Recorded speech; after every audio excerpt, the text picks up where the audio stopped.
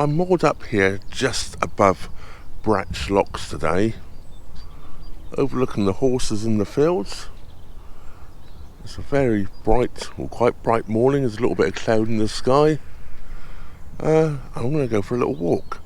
There's a few things of interest I want to point out. As you can see by this sign, I'm at Bratch locks. A few things of interest one can do around here. A lot of that things we're not going to do today. So as I now approach Bratch locks, this is the top lock, and there's the old lock cottage here. Beautiful old building.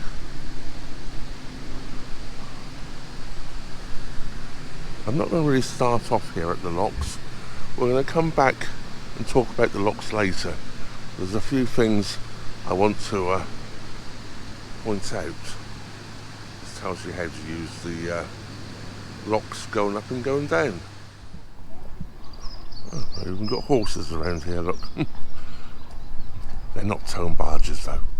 Well, this gate here was actually open yesterday. It's not today. Here's the pumping station. Now, I did put this into a regular video.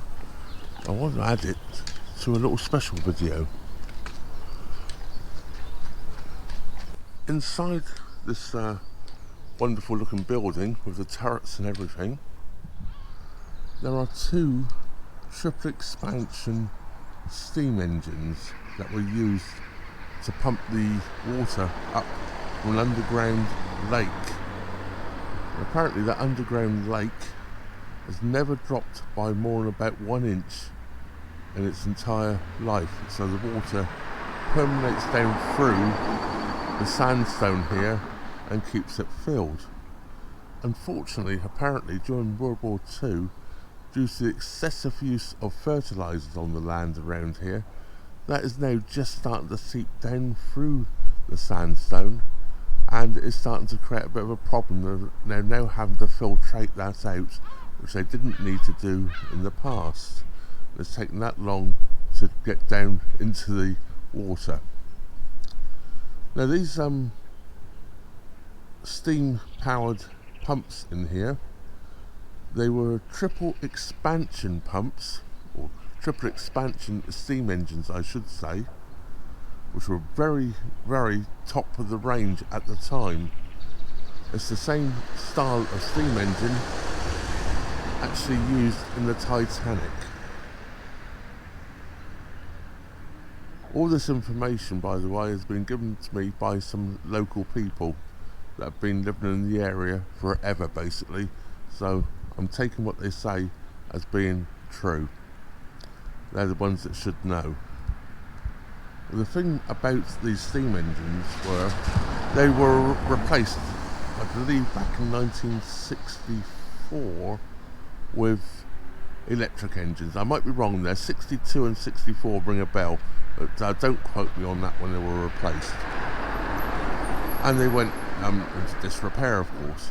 Well, then later on, a few years ago, they decided to renovate the steam engines. Unfortunately, one of them had been robbed of some of the parts. I think the brass parts and that sort of thing had been stolen. And so they were only able to renovate one. It took quite a few years. I've been told difference between 5 and 9 years to restore. How long it took I don't know. And then the idea was that it would be open to the public, and the public could come in and literally see them in operation. Although they were no longer powered by coal, they were now powered by oil burner underneath them to power them. Well, this apparently was supposed to be open sort of 3 or 4 times a year to the public, and yes, well, Avon Valley Water, is it around here? Whoever the water company is, the local water company, decided not to want to do that anymore. So after all the hard work of the volunteers that restored one of the steam engines, because they robbed one to make sure the other one would work, all their hard work to get it working again now is no longer ever steamed up. So that's a bit of a disappointment. That's bureaucracy for you. Apparently health and safety got involved and they decided it wasn't good for people to come in and walk around the stuff, You know how it all goes. That is a bit of a history of the place there. I'm going to go and tell you a little bit more history about it, but we're going to have to walk around the corner to do that. And unfortunately, you can tell there's quite a lot of traffic here. I can't get in any closer today. This gate here, as I say, was open yesterday, and I could walk up to the second gate. But that's not happening today.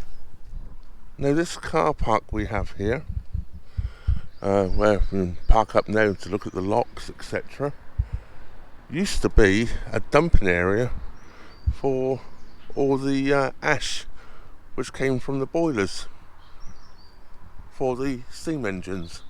And there was a walkway which came up over the little stream here, up a ramp, and to a point at the top where they'd wheelbarrow it up and literally tip it off the end and fill up this area here. I'm not quite sure exactly where it was.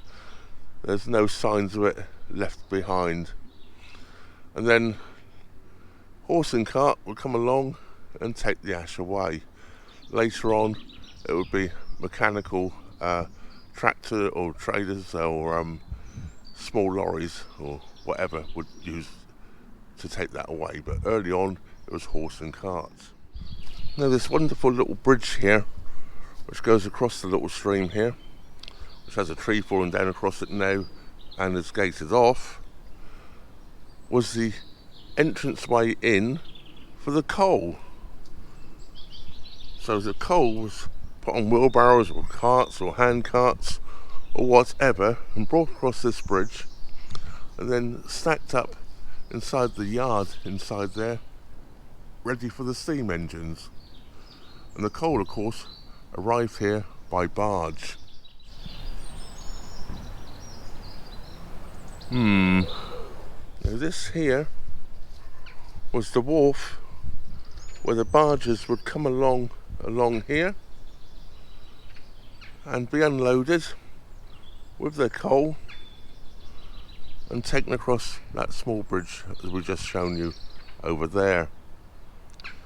And that went on for years apparently. I was talking to a gentleman here yesterday that was telling me all about it, and he was telling me that his grandfather and his father both worked in the pumping station, and the pumping station opened in 1895 I believe, and his grandfather worked there from 1896, so he was one of the very early ones there.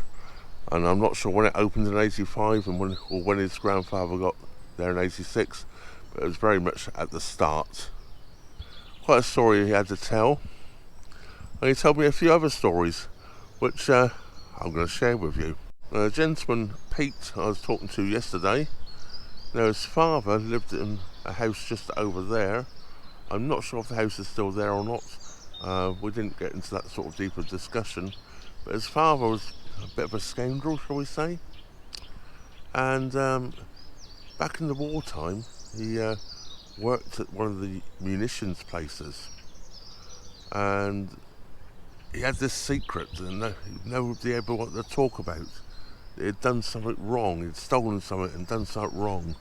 Well, all the people around him thought what he'd done was stole another workman's tools, and that was sacrilege. You never steal another workman's tools, because that meant they couldn't work and couldn't earn a living. So that's why they thought he was hiding. But that wasn't true. What he'd actually stolen was a small bomb. Yes, he'd stolen a bomb. Well, and he buried it in the garden apparently. But then, for some reason anyway, his father, I think Pete's grandfather, told him, he had to get rid of it. So he dug it up out of the garden and brought it up to this bridge and dropped it off the bridge into the canal. Well, as the story goes, that bomb laid in the canal here for many a year, many a decade, and then a few years ago there was people here magnet fishing, as people do these days, and dragged out the bomb.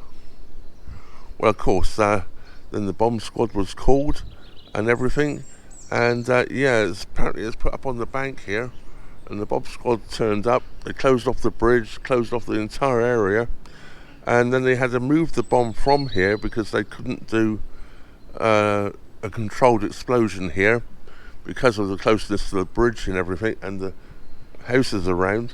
So they took it to some open ground further down the canal and exploded it. Yes, there's quite a few stories here around the Bratch area here.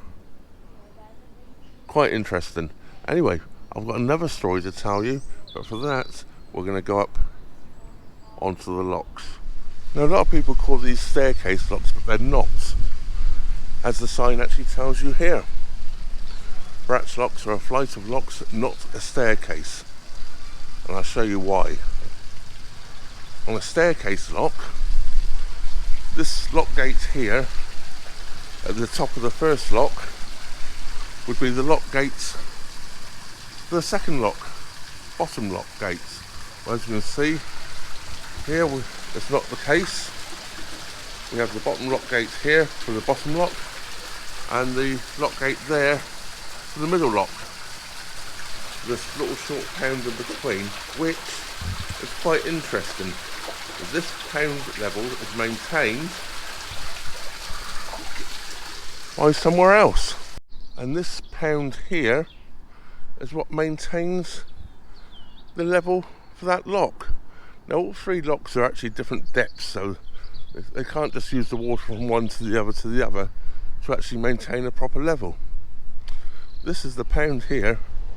It's quite unique really in how this was done, and this is Brindley, of course, that designed this. Yes, a famous Brindley. And this pound, as you can see, runs up over there and actually goes underneath the road and up towards and over to where that van is over there. Yeah. Nowadays it's a bit weeded up, but it still works, it still functions.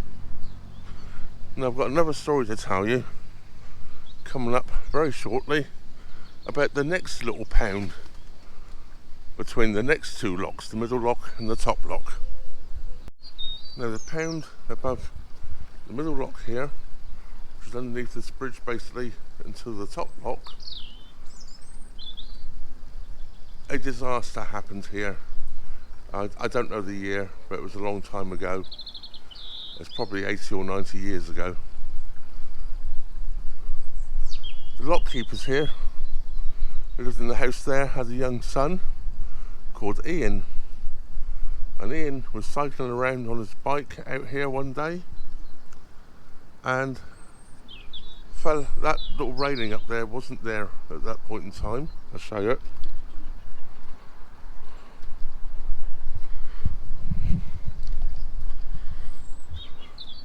This rail here was not there at that point in time, and he fell over this little wall here into there, and as when the pound was being, or the lock was being filled, and when the lock is being filled, at times when the water levels are just at a certain point, a whirlpool is created there, and he was sucked into that whirlpool and went out into the that area I've just shown you, or somewhere got caught up in between here and there. I'm not sure of the full details. The gentleman that's telling me the story didn't have every single detail, but what he did tell me was that his parents, that knew the lock keepers here very well, Pete, his middle name, as Ian, in remembrance of that young child that drowned here that terrible day. I'll show you a little bit more about this here as well right now. This gap was for the horses' ropes to come over, and you can see these little pins here, one each side there. That would have been, had a roller on there, so the ropes would have gone over the top of that roller and across. But you can still see there's been some cuts into the brickwork there where the ropes have obviously dragged across when the horses were pulled up. They had to have been unhitched, of course, from the boat, but they would have pulled them into the lock, unhitched it, and then rehitched back up in the next lock. The momentum of the boat moving would have got it into the next lock. And these locks have had some awards in the day. And the Shropshire and Worcestershire Canal Society is the same age as me. I was also born in 1959. Well, as we look down into the top block here, I'm going to bring this little video to an end. Hope those few stories had some interest to you. Now, these stories are going to disappear if they're not continued. Pete, I'm not sure how old he is, but I would say he was in his 80s. And yeah, I'm not going to hear many of these stories again. The other story about the triple expansion steam engines come from another gentleman I met when I was actually moored in this top block waiting to go out, and Sim was operating the gates and doing the locks for me, and he was talking to the two guys together. He was talking to one guy here and I was talking to one guy there, and the stories we both got were actually quite fantastic, and we sort of talked about them and it went from there. So I'm hoping that's of interest. As I say, I thought it was very interesting, and these stories must be kept going. The more I know about them, the more it's going to go, because this is our history and it's disappearing fast. We have people coming into this country now that think our history and they don't want to know about it. Yeah, it grieves me to see what's going on to my country and your country, and most people who have considered this their country that watch this channel. We have too many people that come into this country, I believe, that have no interest in this country and just want to destroy it and our history, which I really, really do not like. So anyway, I'm going to bring this video to an end, as I say. Well, thank you all for watching. Thank you all for subscribing. And let me know in the comments what you think about our history. Do you agree with me? Is it being destroyed? Is the woke community destroying it in favour of a different demographic? I think so. But let me know what you think. Well, that just leaves me to say thank you very much for watching. Trevor out.